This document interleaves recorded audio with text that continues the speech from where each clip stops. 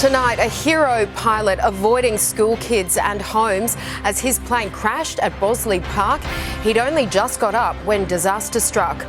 A moment of madness. A Sydney passenger makes a dangerous exit from a Jetstar flight, but he didn't get far. The opening of Parramatta Light Rail hits a brick wall, delayed until the end of the year at the earliest. Oprah kicks down the door of US politics, telling Americans it's time to make history.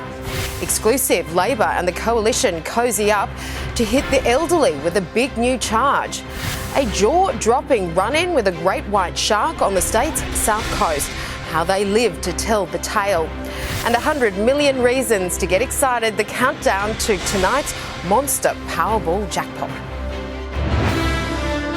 This is 7 News with Angela Cox. Good evening. A Sydney pilot with nerves of steel has narrowly avoided disaster at Bosley Park, crash landing his faulty plane into trees, avoiding a nearby school and homes, adding to the danger a massive load of fuel. Out of control and seconds before disaster. The Piper Archer ploughing into trees, its wings destroyed and propeller buried in branches. The plane had hundreds of litres of fuel on board with a small leak. The pilot barely dodging catastrophe. I think the pilots actually deliberately crashed in the trees to protect any children or families. On board, a flight instructor and trainee, the man and woman both in their 30s. They survived with minor injuries, rescued by locals. Straight away I ran to just save the pilot, so we moved some 3 men and 2 guys and then we saved them. The 38-year-old aircraft has come down in Tyrone Park, a playground for Mary Immaculate Primary School. 3 o'clock all the kids come out and the first thing they do is run down into that direction. So there could have been a huge catastrophe. The plane left Bankstown Airport at 2:23 p.m, reaching a top altitude of 1,000 feet before plummeting to the park 5 minutes after takeoff. Yeah, I know, very lucky. Very lucky there was no kids, there was no one around. 7 News has obtained the pilot's emergency radio call to the tower seconds before the crash. Mayday, mayday, mayday. We got him a false landing. Understood. If you can, report safe on the ground. The tower then called for other planes to keep a lookout. I've just had an aircraft call Mayday. We'll go and have a look. Keep you updated. In those last vital moments, the trainer showed nerves of steel to ensure there would be no crash fire. The pilot and his passenger on board executed emergency procedures and shut down important systems of the aircraft. They then crash landed. A lesson the student will never forget. Now, the aircraft will remain here in Bosley Park for several hours to come. Investigators say it's likely it won't be removed until first light tomorrow. Tonight, it remains the centrepiece of attention for stunned locals who have gathered here tonight, relieved this was a miracle, not a tragedy. Angela? OK, thanks so much. Bill Hogan.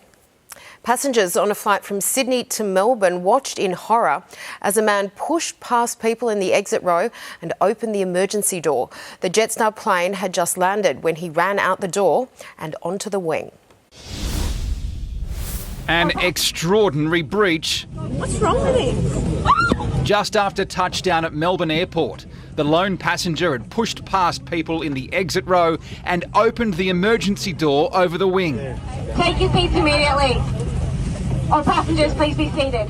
JQ 507 had come from Sydney. That passenger had come from the back half of the plane. So fast up the aisle, nobody stopped him.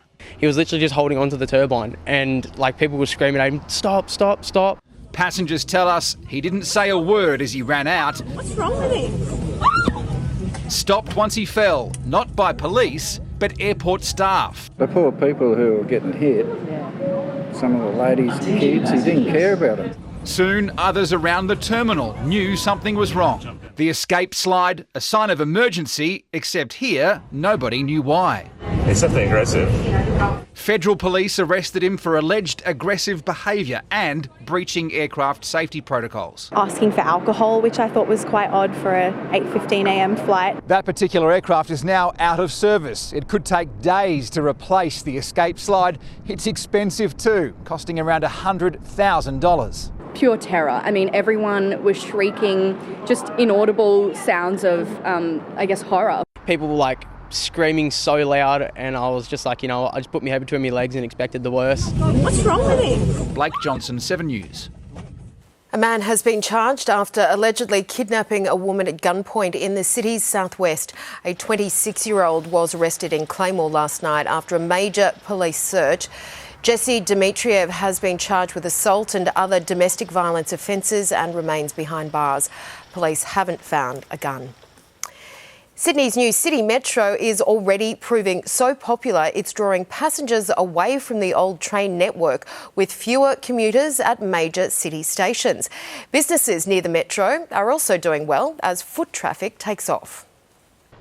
On the new Metro with a ministerial inspection, not just the staff, the trains, the stations, but what's happening around them. Not just for people and the way they move about, but the businesses that are also benefiting. Success measured in taps and caps.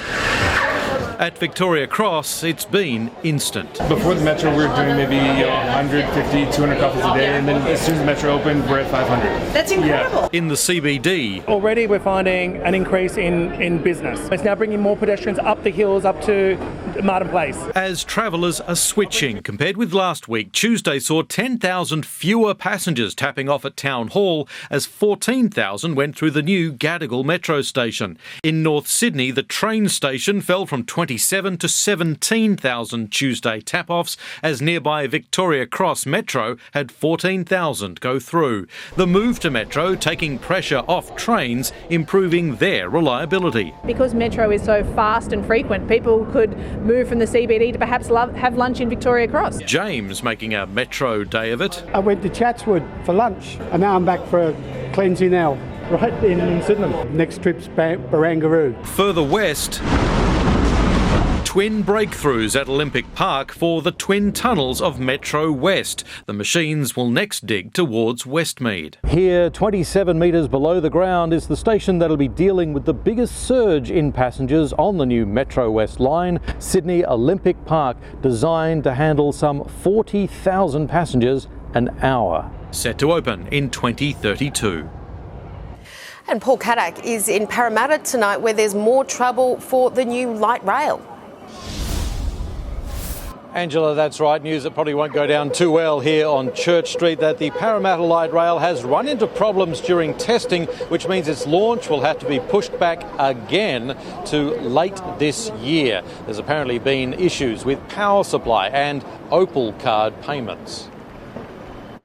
We don't want passengers to be used as guinea pigs. We want to make sure this service is running exactly how it should. That'll make the nearly $3 billion project around a year late. Angela? OK, thanks so much, Paul. Tonight, 7 News can reveal details of a major shakeup for the aged care sector being considered by Labor and the Coalition. Residents will be charged a levy on their accommodation bonds so homes can remain viable and stay open. The only thing growing faster than the demand for aged care is the cost, $30 billion this year alone. We want to deliver better care and better services in a more sustainable way. The government now edging towards bipartisan agreement with the Coalition on reforms to achieve that, making residents pay more for their own care. Currently, over 50% of homes are making a loss. That will rise to, we estimate, 75%. 7 News can reveal aged care facilities would charge a new 2% levy on accommodation bonds. On a $500,000 bond, $10,000 a year for 5 years, cutting $50,000 from the amount returned to relatives in inheritances. Treasury estimates that would deliver aged care homes $850 million a year of the $1.3 billion they say they need to remain viable.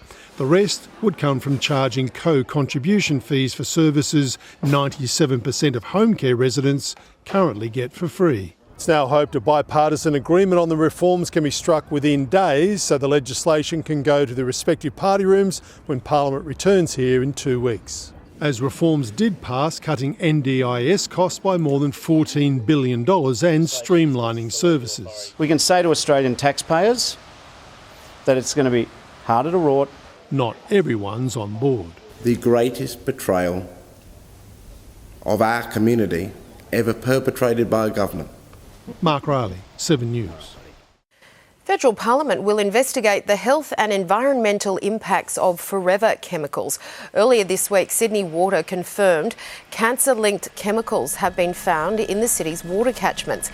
Independent Senator Lydia Thorpe will head up an inquiry which reports back in August next year. Hundreds of women have won a landmark legal battle against a fertility clinic that destroyed their viable embryos. It's a bittersweet result for patients, with the Monash Clinic still unwilling to accept it did anything wrong. A $56 million settlement for hundreds of former IVF patients robbed of the chance to have a baby of their own. Women's lives have been changed forever as a result of what Monash did. The multi-million-dollar agreement was reached at the 11th hour, just weeks before more than 700 applicants were set to take the Monash IVF group to trial. It is finally recognition that there was wrongdoing. There is a sense of closure, although it can never take away the pain and the trauma. Spruiked as a non-invasive genetic screening alternative, the class action claimed 35% of embryos destroyed as a result of the company's flawed NIPGTA test may have resulted in pregnancy. At the centre of the case, allegations the fertility giant used embryos that patients wanted discarded for scientific purposes. It is not okay in the name of scientific innovation to use clients, paying clients and patients as guinea pigs. While the settlement is significant, lawyers typically take a cut of around 30%. The case will return to the Supreme Court in the coming weeks for a judge to give the payout the tick of approval. Rochelle Brown, 7 News. For decades, Oprah Winfrey has reflected what America is thinking and feeling. And today, she declared it's time to put Kamala Harris in the White House, while the man who wants to be vice president put a line under his job application. A former high school teacher and footy coach. Now he's applying for the White House. Never underestimate a public school teacher. Many Americans had never even heard of Walls until Harris made him her running mate. Tonight, his big introduction. Healthcare and housing are human rights. Leaning on his Midwestern family man image. There'll be time to sleep when you're dead. We're going to leave it on the field. And a surprise, rare endorsement. Let's all choose Kamala Harris! A self-proclaimed independent, Oprah Winfrey gave her maiden speech at a national convention. Let us choose common sense over nonsense. Kamala Harris is president every day. Will begin with you. And a veteran on this stage tackling Donald Trump. The only personal vanity I want to assert is I'm still younger than Donald Trump. He's the third US president to speak at this convention, but no one here has been as prominent in his party for as long. Bill Clinton addressed the 1976 Democratic National Convention.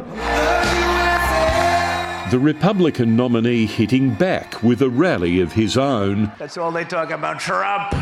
We've driven him crazy. They have Trump derangement syndrome. His first outside since the attempt on his life. Security visibly increased, bulletproof glass at his front and back. In Chicago, Tim Lester, 7 News. It's all eyes on 7-2 tonight with the live draw for the $100 million Powerball jackpot. Amy Clements is watching ticket sales at Hurstville. Amy, there's about an hour left to be in it to win it. Yes, Ange, the lot expects most of us to leave purchasing tickets until the 11th hour, with nearly 8,000 sold every minute. We've spent today talking to those trying their luck at some of Sydney's luckiest lotto agencies.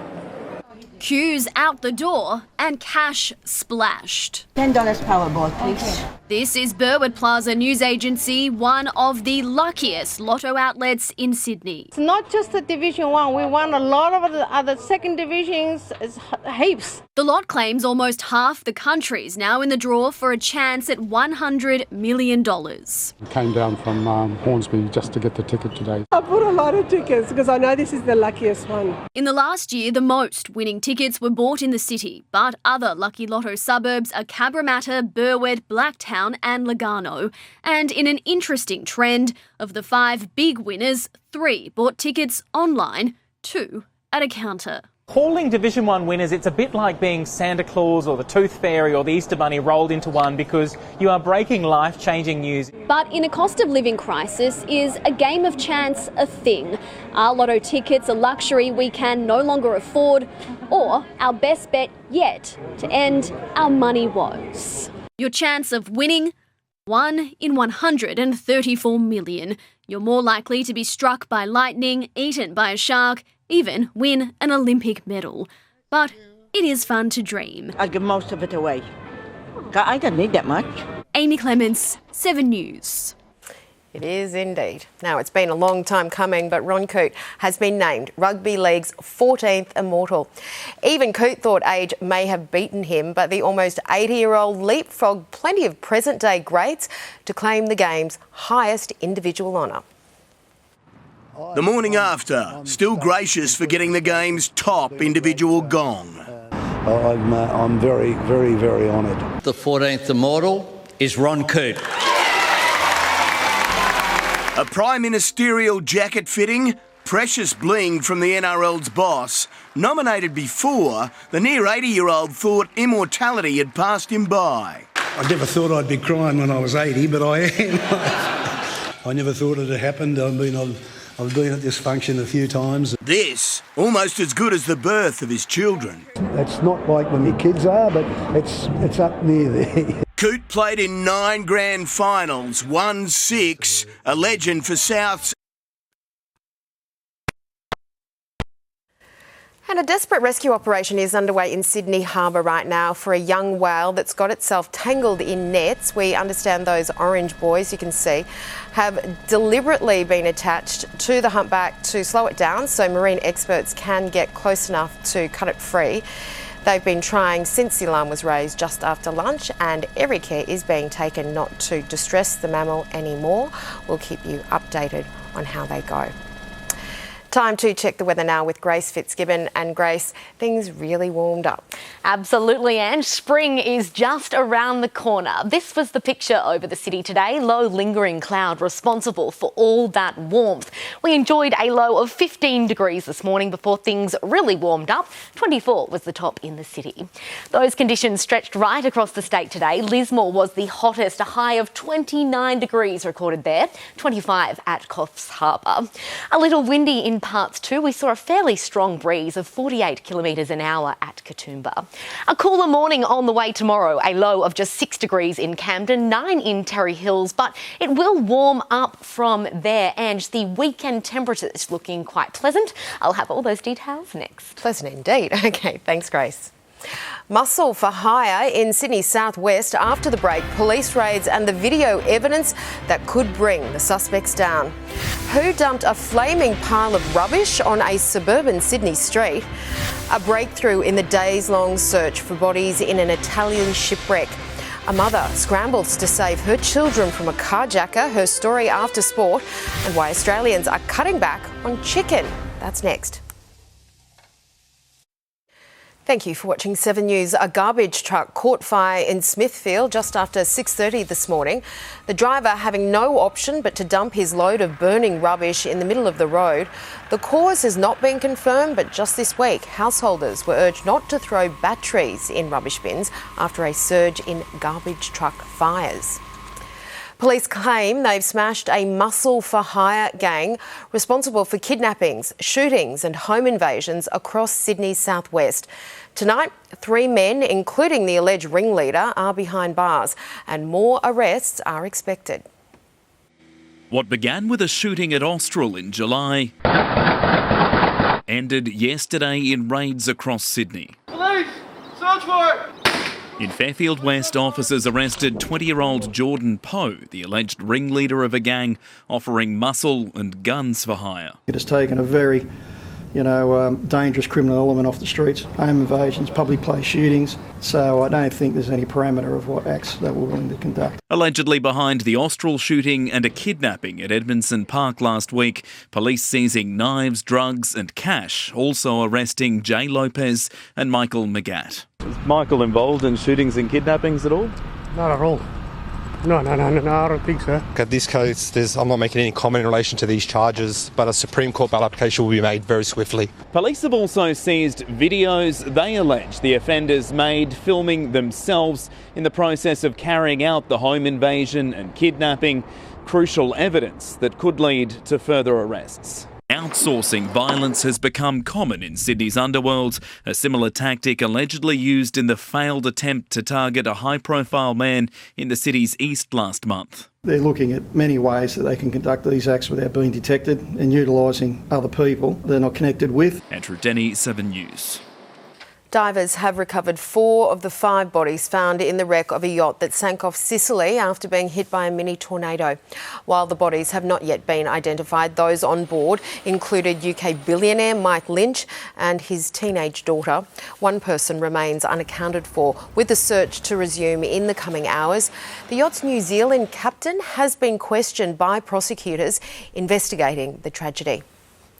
Inflation continues to influence the nation's diet, with Australians eating less chicken for the first time in years. It's all because we're eating less fast food, as KFC and McDonald's report a slowdown in sales. At KFC, shut up and take my money. Not anymore. The Colonel's in a quandary with sales on the slide. It's the same at McDonald's. They're not loving it either. It's a sign of the times that Australian households are struggling. The cost of living crunch is still dicing with our diets. For the first time in decades, we're eating less chicken. Consumption is down. Which is a bit of a worrying trend if that goes on for too long, because it is a key source of protein. The reason? Those slowing sales here and here. The fast food pullback has been enough to shift the dial on Australia's preferred white meat.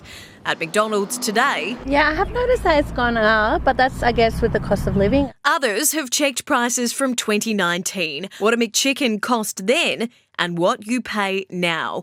The same with 6 McNuggets, now around $8. I still think it's cheaper than red meat. McDonald's says it's fighting inflation on every front to keep itself competitive, while KFC says watch this space with new meal deals on the way. And dietitians aren't concerned. We could all probably use a little bit less fast food in our diet, as long as we are replacing it with another good quality protein source. Lucy McLeod, 7 News.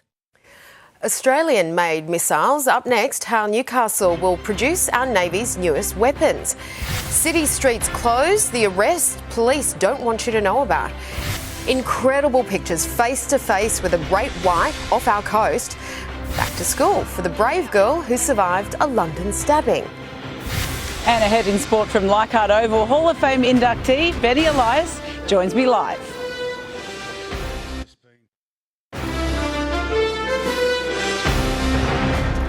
A man and a woman have been arrested during a police operation in Alexandria. Streets were blocked off at lunchtime as they were both marched out of a unit in Ralph Street and taken away for questioning. It was linked to another police operation in the city where Bathurst Street was closed. It's believed to be drug-related, but police aren't releasing any details. Long-range strike missiles for the Australian Defence Force will soon be manufactured at a new factory near Newcastle.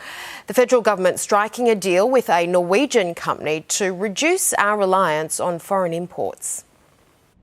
A month after the Australian Navy first test-fired its new naval strike missile, the federal government announces plans to start making the long-range rockets here. This investment is about keeping Australians safe in an uncertain global environment. An $850 million partnership with Norwegian defence giant Kongsberg to set up a factory near Newcastle Airport, manufacturing and servicing the cruise missiles within 3 years, the first time they've been built outside Norway. Boosting war stocks and becoming increasingly self-reliant. The factory will make both the Naval Strike Missile and the Joint Strike Missile, which can be fitted to F-35 fighter jets. They're really designed to take out and target surface ships. They also have a land attack feature as well. Capable of hitting targets 250 kilometres away, a big step up from the 1970s era Harpoon missiles currently used. When the factory's at full capacity, it'll be churning out around 100 missiles a year, and they don't come cheap. Each one of these is worth about $4 million. But as one of the most advanced strike missiles in the world, a growing number of Western nations are using them. There is huge export opportunities for these missiles. Rob Scott, 7 News. ABC boss David Anderson is calling it quits just 1 year into his new 5-year term as managing director. The shock announcement to staff comes just months after the arrival of new ABC chairman Kim Williams. Anderson has agreed to stay on until early next year, until his replacement is appointed. We have extraordinary pictures tonight of a diver's close encounter with a great white shark off the state's south coast. You'd have thought Will Brunker would immediately flee from those jaws, but his reaction was quite the opposite.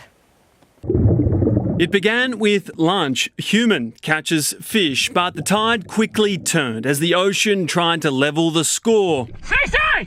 CC, what? A 4-metre female white shark. What?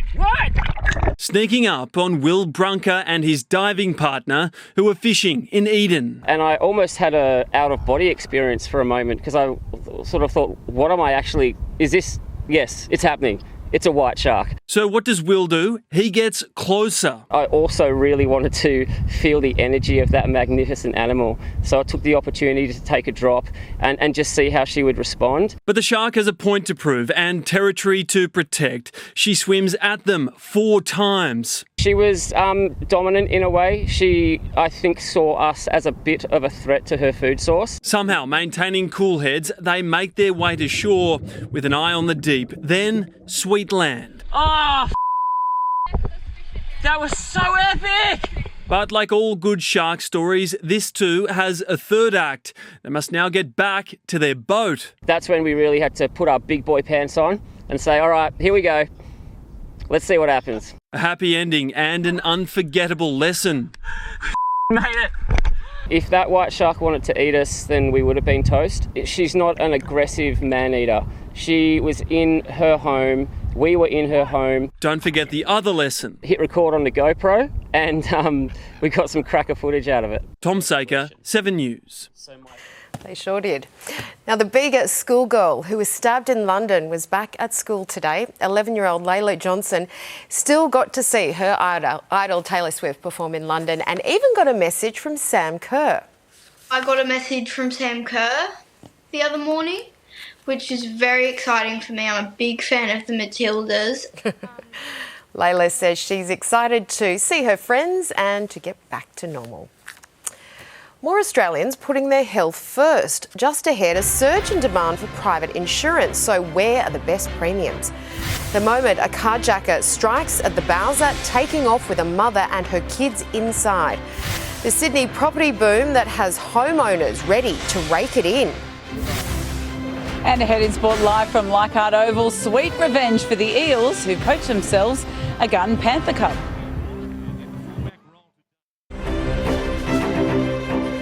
Latest figures tonight show profits from Sydney house sales have boomed.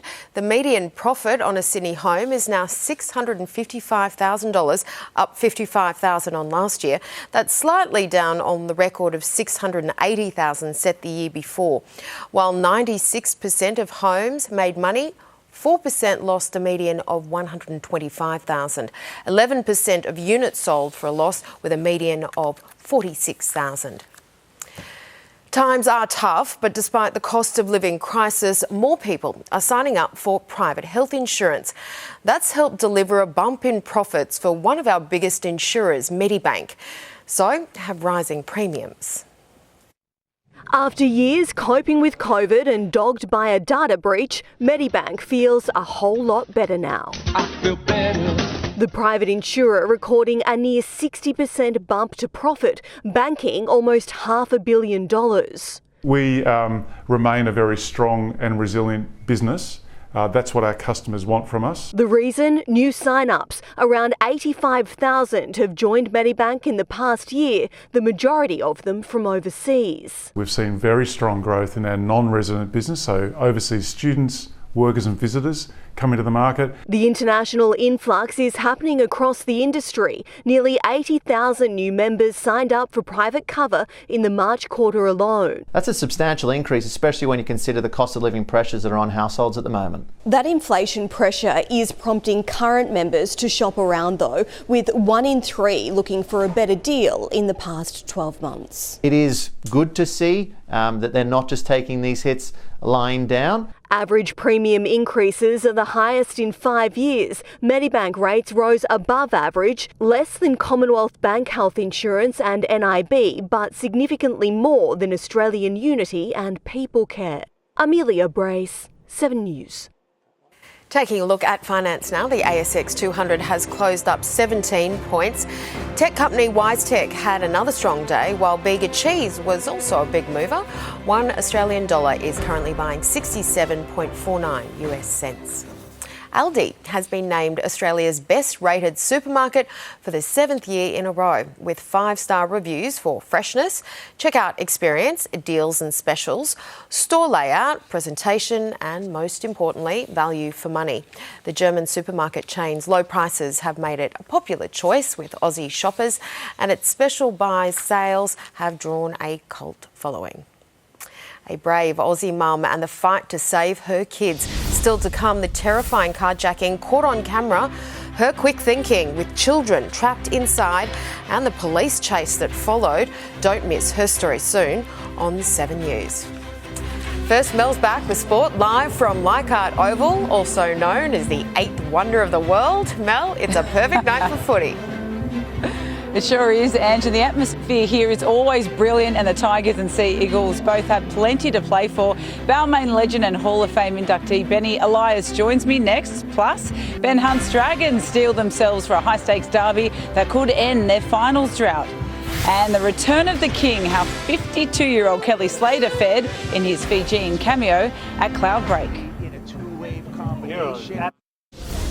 Welcome back to Leichhardt Oval. Tigers legend and new Hall of Fame inductee Benny Elias will be here shortly, but first to Sunday's huge local derby in Wollongong, with the Dragons chasing their first finals berth in 6 years and the Sharks looking to stay in the top 4. The stakes are high for both teams.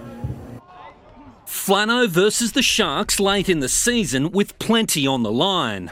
It's a storyline only the true believers would have thought possible at the start of the season. I'm definitely not surprised we're in this position, you know. I know Flano has come in and changed a lot of things, but I did feel, we were building in that direction. Guiding the Red V back into the finals for the first time since 2018, with a team many expected to challenge for the wooden spoon, would be extra special for the man who sets the standard. Oh, it'd be huge, mate. There's a large number in our squad that have never played finals footy, so to get to there, no matter how we do it, would be pretty special. Win Sunday's derby and the Dragons can all but lock in their top 8 spot. For proud local junior Toby Couchman, this is what it's all about. 100% we want to get them. I was a fan of the Dragons all my life, so to be playing for them now and hopefully about to have a finals berth, it's extra special, 100%. Pretty much is kind of finals for us, mate. We have to win. The mind game started weeks ago. I had dinner with Nico a few weeks ago, actually, and he said he might be pushing for this game. So, I'm pretty happy that he's not there, the big fella. But having Trindleback's a huge in for him, mate. He's a good little player, tricky. A loss in Wollongong could leave the 4th place Sharks vulnerable to the surging Bulldogs. Nick Markham, 7 News.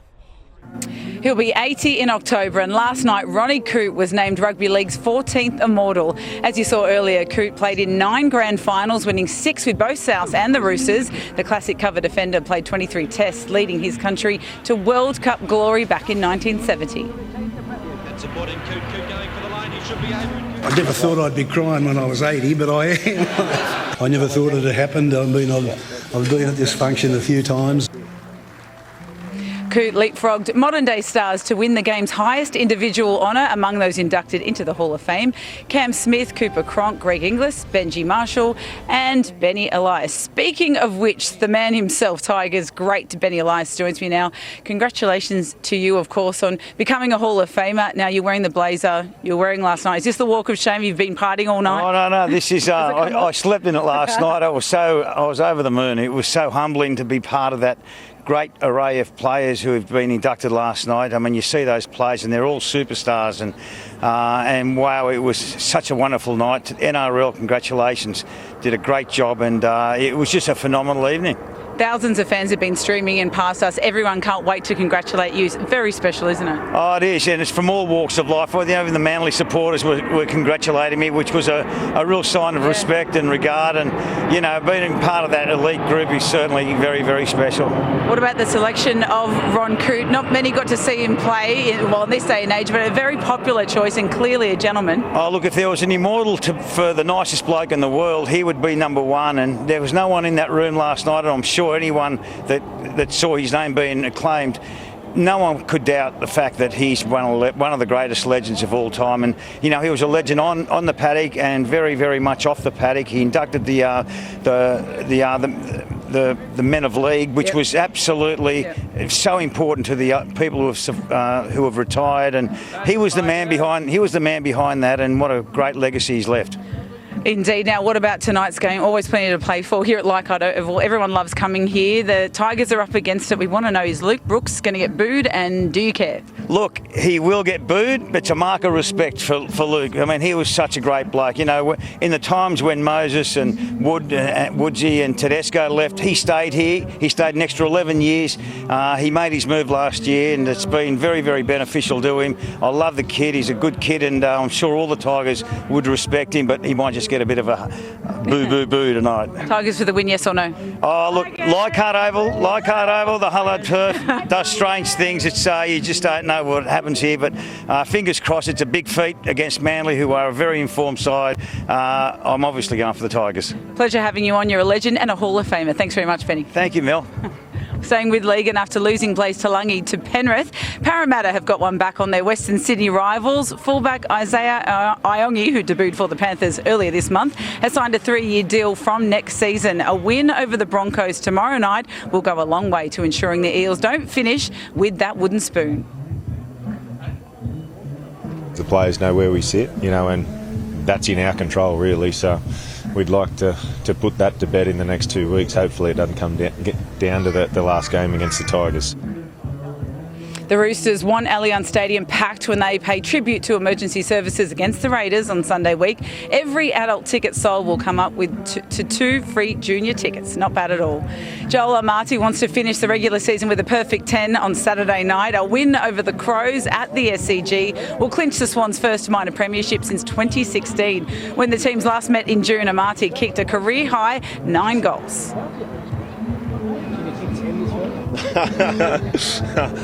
Hopefully it'd be huge, but as again, it's not about who kicks the goals and where the goals come from.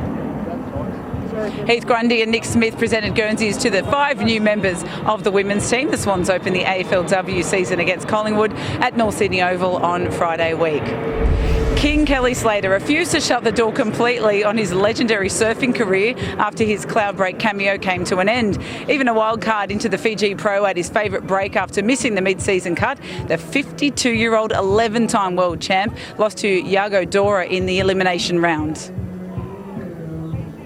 The real flip of the energy or the points in the heat where it was Iago's 9-3. It's probably the last heat I'll ever surf out here, and just a million great memories. However, you guys have been my family forever, so thanks so much to you guys. Love you. Olympic silver medalist Jack Robinson and Ethan Ewing reached the round of 16 looking to secure spots in the 5-man field for the WSL finals. Gosford's Molly Picklum is on track to reach the women's final 5 after charging into the quarters. And as we say, having a great old time here at Leichhardt Oval. A huge crowd expected, absolutely beautiful weather. Benny Elias here, the fans streaming past, loving it. Selfies left, right and centre. It's a great night. Yeah, he's a legend. Thanks, Mel. Enjoy. Thanks. A mother has described the terror she felt when a carjacker jumped into her car and drove off with her kids inside. The heart-stopping ordeal at a petrol station was caught on security camera as the woman desperately tried to free her children. A stranger at the servo runs up to a mother filling up her car. Her 3 children are inside. The man asks for help, then reaches for the door. What unfolded next was a mother's heart-stopping panic and desperation to save her kids. I didn't see him till he was right there. 11-year-old Armani managed to jump from the front seat. Very, very, very scared. After 25 seconds of sheer terror, the back door unlocks and Ashley takes her chance to free her 2 boys. The car was starting to move, so I had just reached through the middle of the front seats, ripped the handbrake up, which bought me enough time to undo the baby's seatbelt. What you can't see is Ashley holding her baby and leaping from the car with her teenage son before the driver allegedly sped away. Police say the driver led them on a wild chase through Perth. Roger, the downlink is on. The vehicle is still incorrect side of the road. This is the moment officers arrested a 42-year-old man. Yeah, he's up in the roof. Watch the roof! Yeah, now he's good. 56 kilometres away, hiding on a roof. The family left clinging to each other at the petrol station. The thought of not getting them out, like what would have happened, that one eats me up. Now safe, but traumatised. Rachel Tassakar, 7 News. Just terrifying. OK, Grace is back with the forecast now. And Grace, bring on these warm days. There's plenty of them on the cards, Ange. Temperatures set to remain in the high 20s. I'll have all the details next.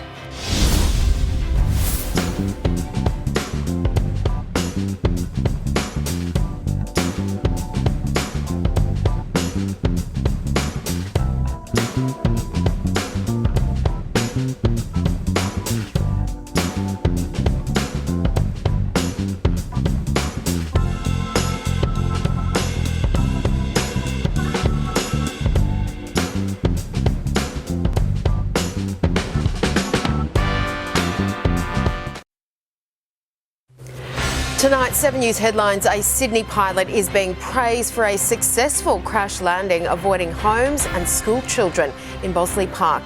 The Parramatta Light Rail's opening has been pushed back until at least the end of the year, and rescuers have been hard at work trying to free a young whale tangled in nets in Sydney Harbour. Now, here's Grace with Sydney's weather. Grace. Thank you, Ange. It's a calm and clear night in Sydney this evening. A few light winds in the mix as things start to cool down slightly after a warm day. Cloud cover made for a very comfortable low of 15 degrees this morning before climbing to a top of 24 at around 2 o'clock. Right now, still a nice warm 19 degrees outside. That lovely warmth really stretched right across most metro suburbs with tops in the mid to high 20s, the common trend today. Manly enjoyed a high of 24, as did Bankstown. A touch cooler in Holsworthy and Badgerys Creek with 23 degrees. Let's take a look what's happening on the latest satellite map. A high pressure system parked over New South Wales is set to move out to the Tasman Sea while a series of troughs and cold fronts start to edge closer to the state's south and west. They could bring some isolated showers to those parts, but looking mostly dry and clear elsewhere. Taking a squiz at the capitals, another warm day ahead for Brisbane tomorrow. Partly cloudy and 26, partly cloudy in Canberra with 18 degrees. Some rain developing in Melbourne, still a warm 19 degrees there. Similar conditions for Hobart, cooler though, 16, while Adelaide looks much warmer. Possible showers and a top of 24. Rain on the cards for those in Perth with 20, but plenty of sunshine up in Darwin with tops of 35.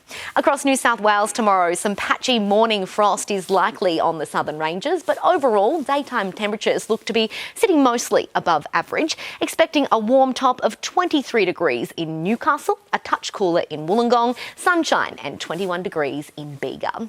On the coast, moderate southwesterly winds up to 15 knots, shifting north to northeasterly to 20 knots in the middle of the day. In the water, 19 degrees. Back in the CBD, not too cold to start your Friday morning, expecting a low of 11 degrees, warming to 22 in the afternoon, and less cloud too, looking mostly nice and sunny. The good good news is it keeps getting warmer from there. Taking a look at the weekend, we're expecting 25 degrees in the city, 26 in the west. There will be some showers, but remaining nice and light. A similar story on Sunday. And into next week, temperatures are set to remain in the mid to high 20s, a top of 24 forecast on Monday, even warmer on Wednesday. I can't wait, Ange. I can't wait either. I'm liking everything you're showing us there. Thank you, Grace. Before we go, here's a look at a special report we have for you tomorrow night. Only on 7 News at 6. Not another Rozelle interchange. The major mission to avoid Sydney traffic chaos again. Your exclusive look at the incredible new Sydney Airport Gateway. The toll-free link set to transform our city. The secrets you need to know for a smooth journey. Live at 6. That is 7 News for this Thursday. We will have updates for you throughout the evening, and Sunrise is from 5:30 tomorrow. I'm Angela Cox from all of the 7 News team. Thanks so much for your company. Have a great night.